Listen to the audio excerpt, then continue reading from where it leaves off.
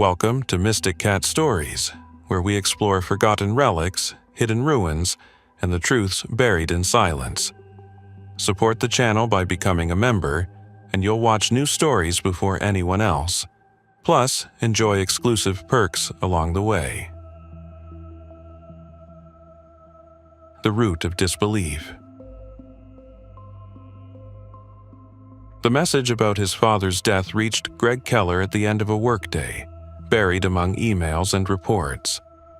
The rural town where Elias Keller had lived had long felt like unfamiliar ground to Greg, a point on the map you visited out of obligation, not desire. The trip took all night. A long drive on empty highways, scattered streetlights, the smell of damp air and diesel. Greg found himself thinking less about the funeral and more about childhood evenings when his father, after too much to drink, would suddenly start talking about a silent mountain guardian that once stood over his tent and watched without moving. The house met him with silence, and heavy air saturated with old belongings. After the funeral, when the neighbor left and the paperwork was signed, Greg automatically began sorting through closets, trying to understand what could be thrown away and what had to be kept. Deep on the top shelf, he found a cardboard shoebox tied with faded twine. Inside was a graph paper notebook with torn corners, a folded map, and several small glossy photographs with uneven borders. In one photo, Greg immediately recognized his father as a young man, thin, wearing an old climbing jacket against a bright white slope. Behind him, farther up the incline, a stretched dark silhouette stood, roughly 30 feet tall, covered in something that looked like fur. At first, Greg assumed it was a trick of light, damaged film, or crude editing, but in other frames the same silhouette appeared from a different angle, as if something enormous had been moving along its own slope parallel to the man below. The first entries in the notebook were ordinary. 1988, trip, route, Anchorage, then into the mountains. The pages were filled with neat, slightly school-like handwriting.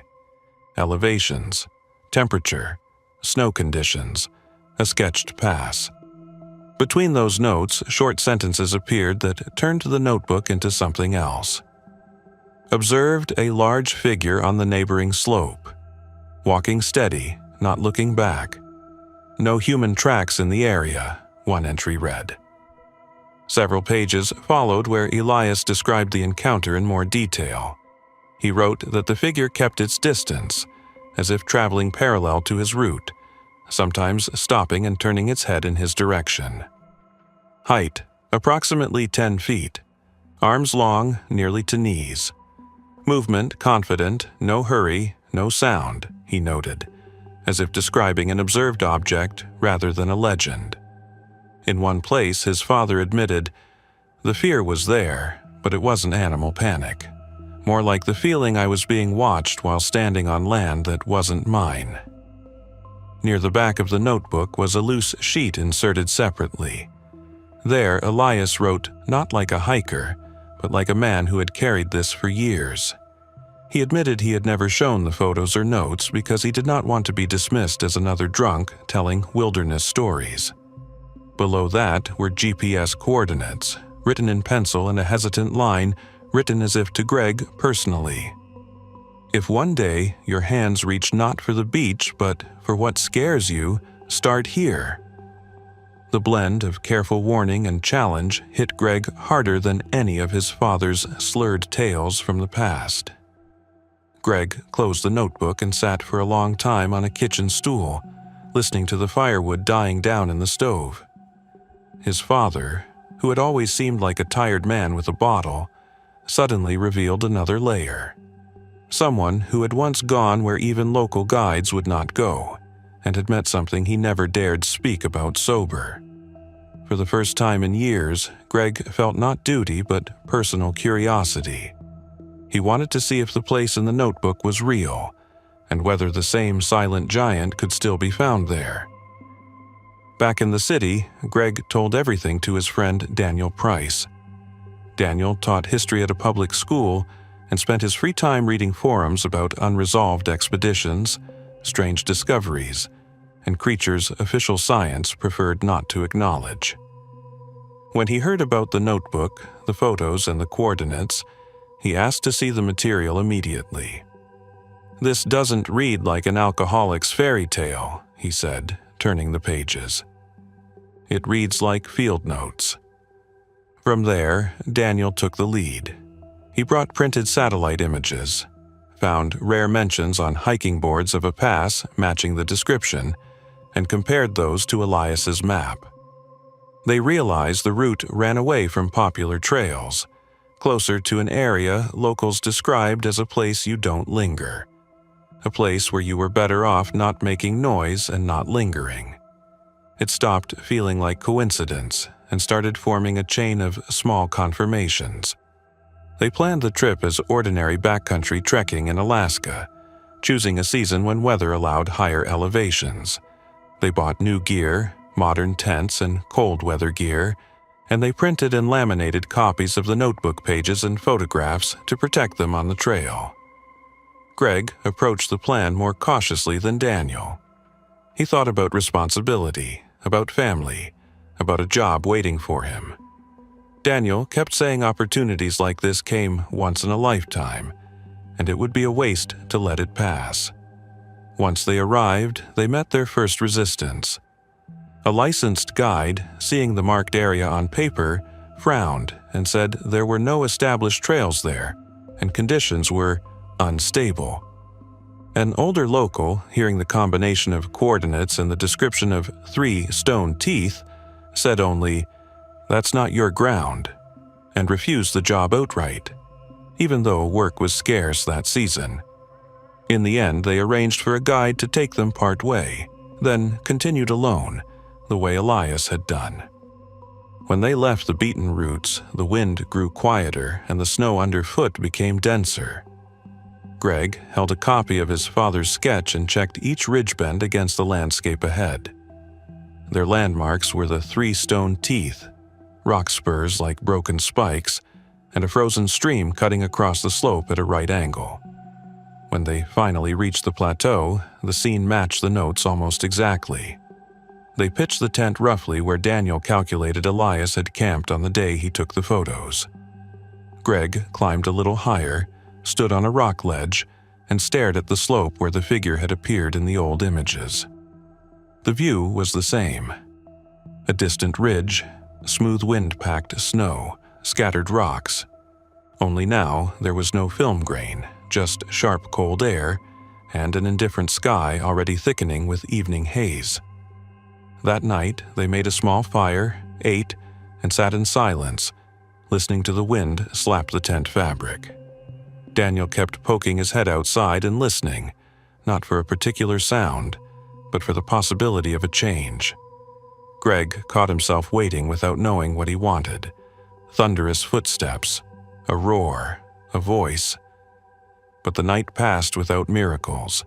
Only snow, cold, the crackle of fabric, and brief flashes of starlight when the wind tore the clouds open for a second.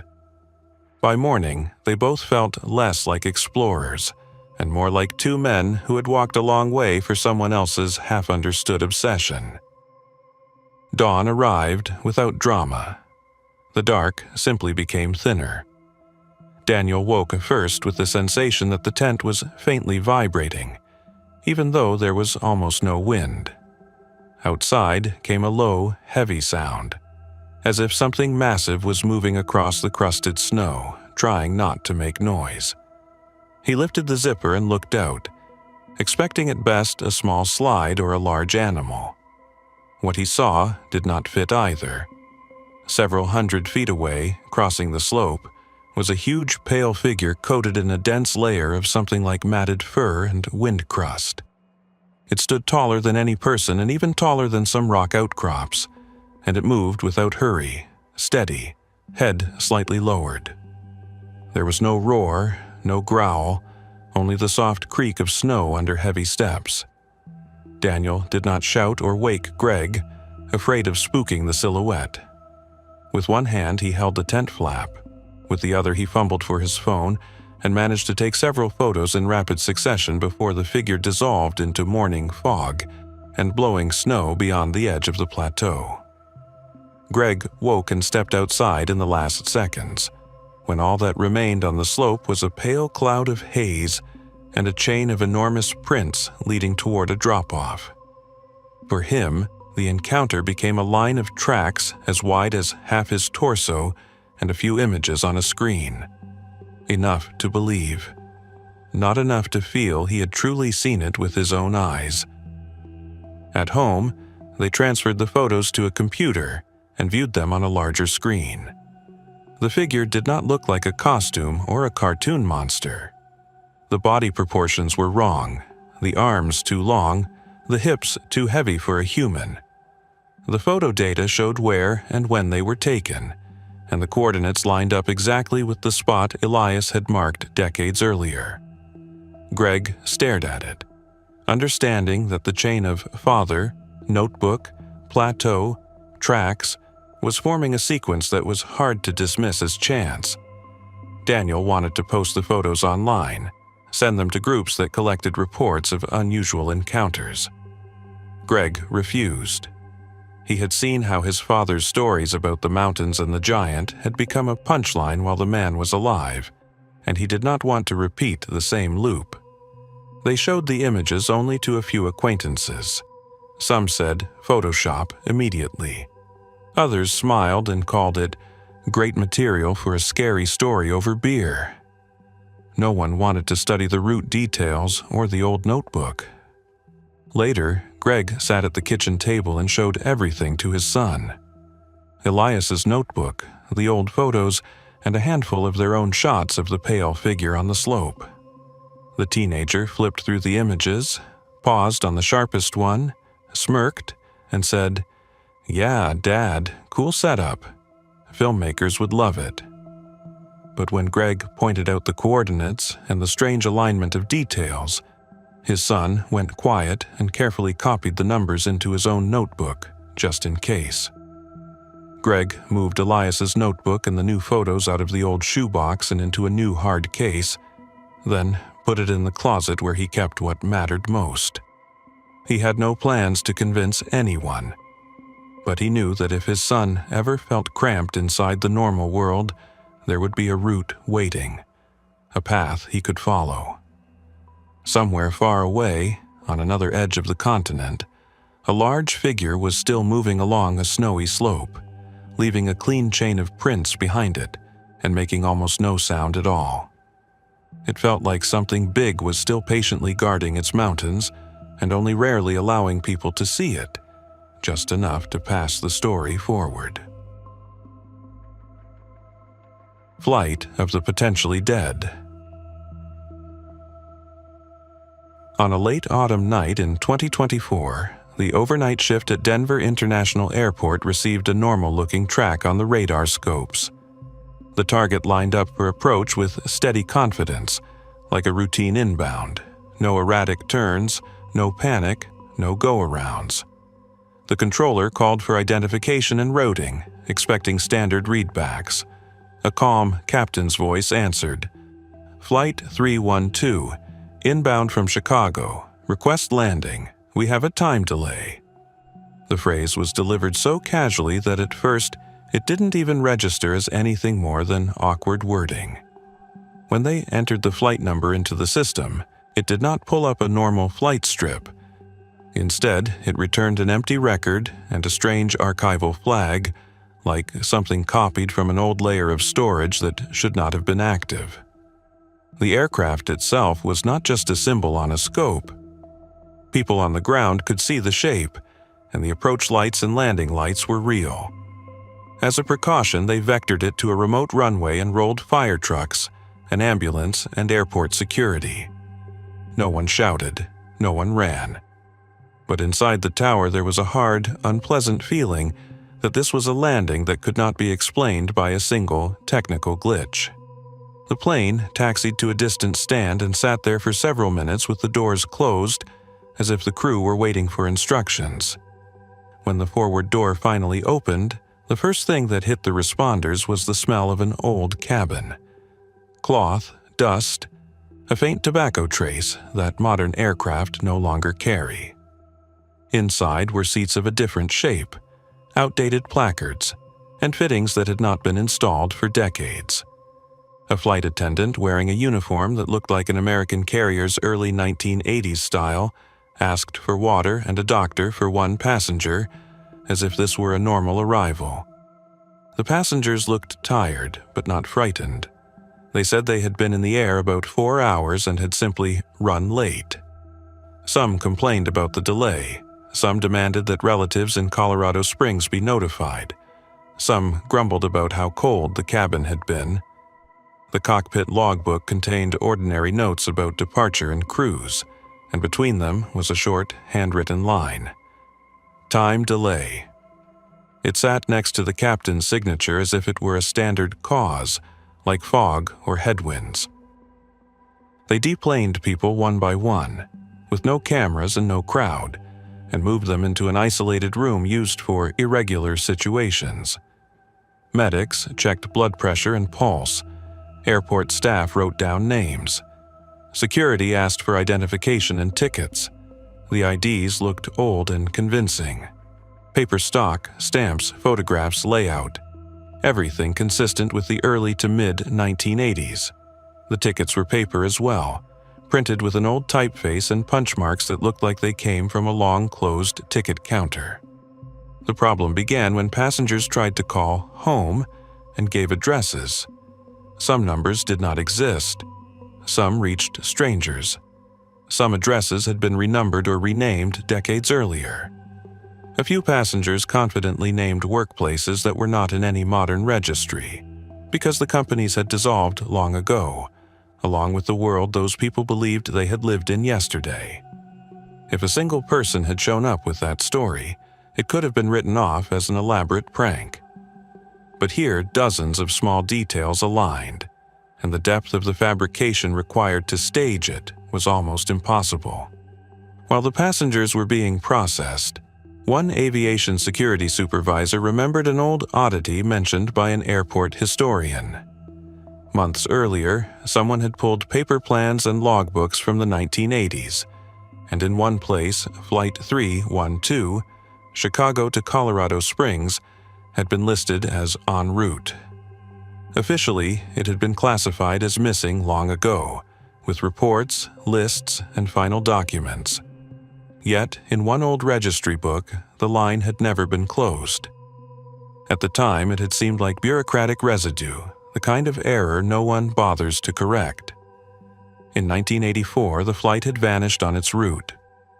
Radio contact broke. Searches began. Then came reports of debris and fatalities. Some victims were officially identified, others only by indirect evidence, and for many families the story ended with funerals and memorials. The archive still showed traces of disputes and inconsistencies. Dates that did not match, signatures that changed, paperwork that looked rushed. And still, the flight was considered a closed disaster, until the night it rolled onto a remote runway as if it were simply late. By morning, when it became clear this was not routine confusion, the decision was made to take fingerprints from passengers and crew. The explanation was simple. They needed to confirm identities to contact families and determine who exactly they were dealing with. The passengers agreed easily. They wanted the staff to stop treating them like something strange and let them continue on to Colorado Springs. The first results came quickly, and those results ended the arguments. The system returned matches for several people at once, not approximate, not similar, but exact matches to identification cards from 1984. Those records included dates, signatures, and a note that prints had been taken at a morgue during formal processing of the dead. The officer who saw the entries on screen assumed the database had glitched or that files had been cross-linked incorrectly. But the matches repeated. The same fingers, the same ridge patterns, the same card numbers. When a security officer showed part of the results to the captain, the man went silent for a long time and asked only once, quietly, "Are you sure this isn't a joke?" Then they verified the results manually against paper copies, and the match did not go away. Passengers whose names appeared as deceased were called in one by one and questioned carefully, without threats. Each time the exchange followed the same pattern. The person insisted they had departed today. The staff showed a document stating they had died 40 years ago. They moved the passengers into isolation, not as criminals, but as a risk no one could describe. A separate medical unit was assigned, guards were posted, communication was restricted. They asked people not to go outside. Then the search began for relatives using old data and whatever current surnames still existed in public records. The first witnesses arrived by afternoon. Elderly men and women who could plausibly be the parents of the people now standing behind glass, unchanged. One woman, Margaret Collins, who had been 40 in 1984 and was now in her 80s, saw a young man in the room and called him by a childhood nickname, known only inside the family. He looked exactly as he had in a photograph from 40 years earlier. Same age, same posture, same scar near the temple. She took a step forward, then stopped, as if frightened by the logic itself, and asked softly, "You should be an old man by now." He answered that he had been in the air 4 hours, and her hands began to shake. Another scene was captured in an official note in a few short lines, but those who witnessed it repeated it for a long time afterward. A woman named Linda had not boarded the flight in 1984 with her husband. Now, 40 years later, they brought her a man who was 33, exactly as he had been then. In front of him stood a woman in her 70s, staring with a mix of relief and terror. She recognized his voice and the familiar habit of squinting, but could not accept that time had skipped him and collapsed onto her alone. At one point, she said, "I buried you," and it did not sound like accusation. It sounded like a verdict against reality. By evening, several passengers developed identical complaints: dizziness, sudden exhaustion, pressure in the chest. They said they felt as if they were dropping into empty seconds and could not recall parts of a conversation from a minute earlier. Medics could not explain it. Labs were strangely uniform, temperature normal, but the condition worsened in spikes. The most disturbing part was that the symptoms appeared more often in those whose names were listed in the 1984 death records. That night, one passenger, officially dead since 1984, turned gray over the course of hours, as if his hair lost color all at once. His skin became dry and thin. His voice went hoarse. His breathing shortened. He began stumbling over words like someone after a severe illness. Doctors tried to stabilize him, but his heart failed, and he died quietly without even reaching panic. By morning, similar changes appeared in 2 more. In all 3 cases, the 1984 paperwork carried the same phrases: identified, processed, buried. It felt as if time was not catching up. It was restoring them to a status already written into the record. The airplane itself began to age visibly, even to people who did not want to believe. The fuselage metal dulled. Rust-colored spots appeared along seams. In the cabin, fabric became brittle, as if it had spent decades in storage. Plastic panels cracked under simple touch like old toys. In the cockpit, instrument glass clouded. Needles lagged. Some indicator lamps went dark and stayed dark, as if their service life had been exhausted all at once. The maintenance team documented it without drama, but their notes started to include phrases like accelerated wear and time inconsistent. The surviving passengers who could still stand started saying the same thing in different words. They believed the flight had not arrived, but had been returned, like an error that needed to be closed. The captain said the flight itself had felt wrong. Unnatural quiet, brief dropouts in radio contact, as if the aircraft had repeatedly lost itself between minutes. He did not speak in mysticism, but he kept repeating, "We didn't choose where we ended up." And the more people died, especially those who on paper were already dead, the stronger the sense grew that paper and fate had aligned in a dangerous way. On the third day, when some passengers could no longer rise from their beds and others died as quickly as they aged, the shift supervisor requested an update to the flight's status inside the archival system, the same place where the line had once been left open. He expected the old language about investigation and historical notes. Instead, the record changed in front of him. Flight 312 arrived. Next to it was the year 2024 and the note "Time Delay," with no explanation and no attempt to justify itself. That small formality sounded like closure, and it left the most frightening part unanswered. If the flight had arrived, then the story had truly been sealed, by documents, by systems, by reports. But no one could say what exactly had arrived with it, and why so many people were too incompatible with the new time to survive. For airport staff, these were not legends and not campfire horror stories. They were faces who had asked to call home yesterday and lay motionless today, as if following a script written long before. And after the archive showed the clean word "arrived," many people were left with the feeling that somewhere, in other lines of that same system, there were still flights that had not yet found their runway. An invisible office.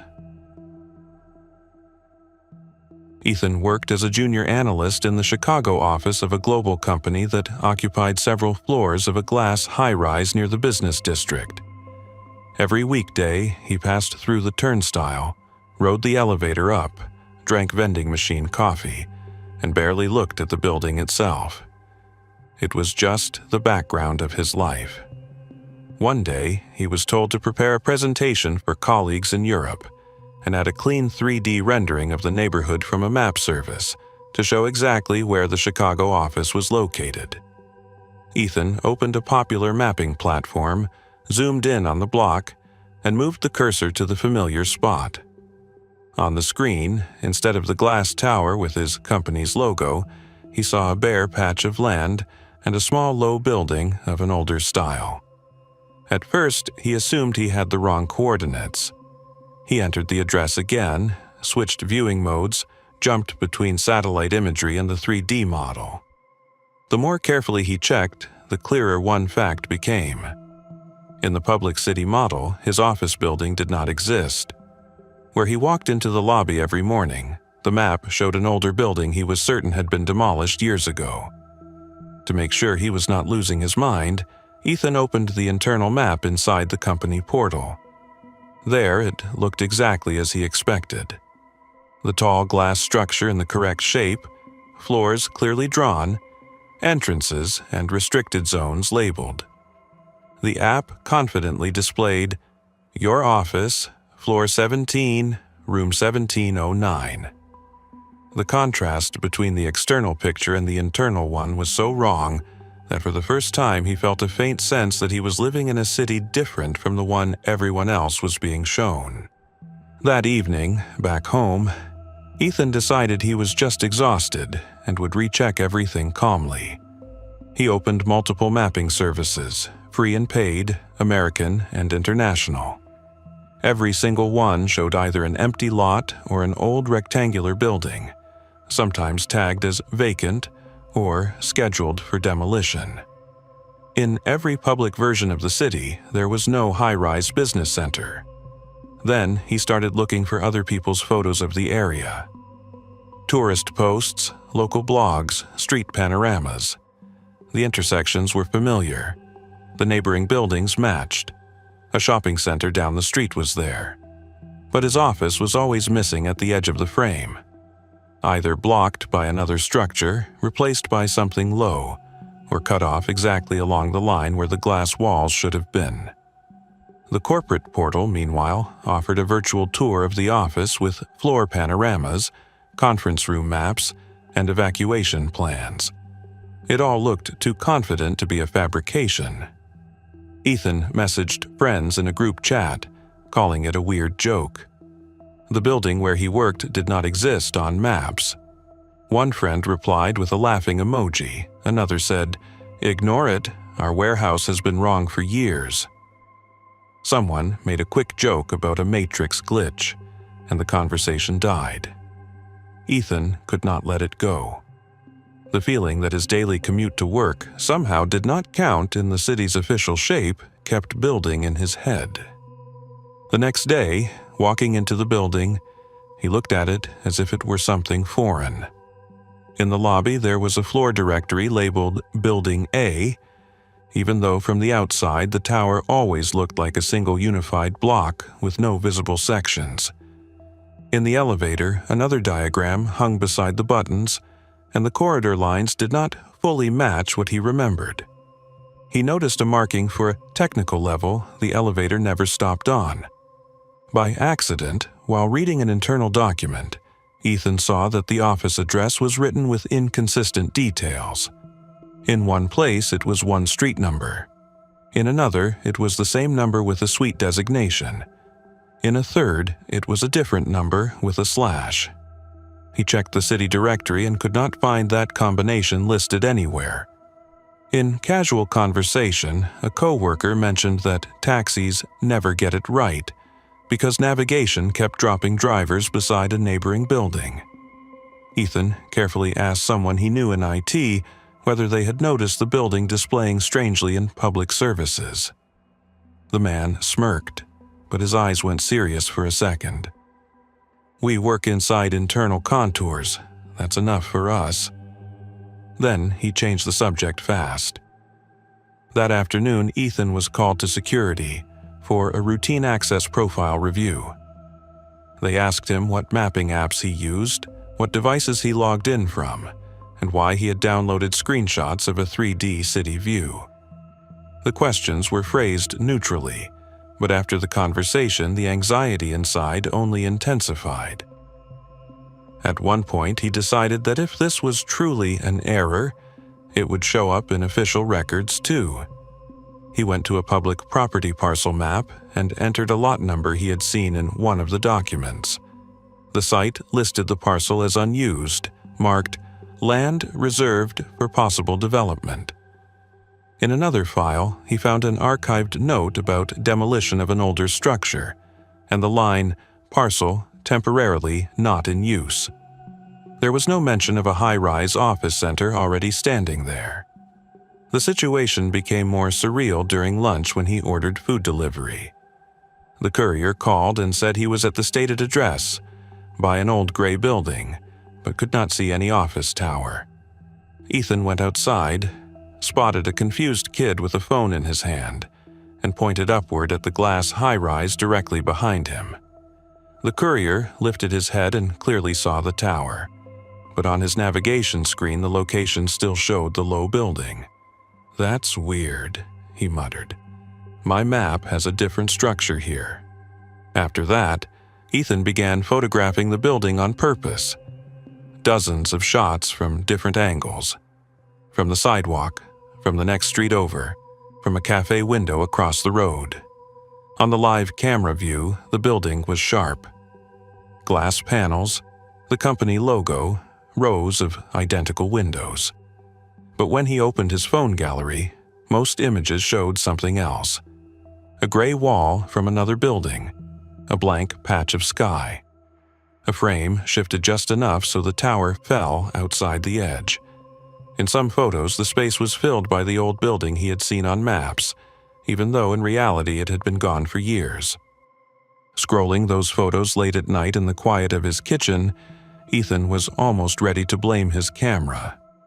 Then he zoomed in on one image taken at an intersection and noticed a detail that sent cold through his skin.